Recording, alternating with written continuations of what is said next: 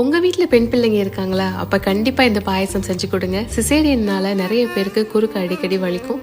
அவங்களாம் இதை வாரம் ஒரு தடவை எடுத்துக்கிட்டாங்கன்னா 1 மாதத்துலேயே நல்ல ரிசல்ட்ஸ் கிடைக்கும்.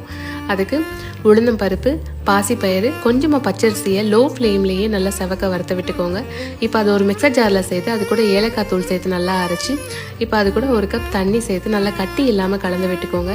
இப்போ அடுப்பில் வச்சு லோ ஃப்ளேம்லேயே கிளறுங்க. இப்போ அது நல்லா வெந்ததும் அது கூட 1 கப் பால் சேர்த்து அதையும் நல்லா கிளறி விடுங்க. உளுந்து எல்லாம் நல்லா வெந்ததுக்கப்புறம் 1 கப் வெல்லமோ இல்லை நாட்டு சர்க்கரையோ சேர்த்து நல்லா ஈவனாக கிளறி விடுங்க.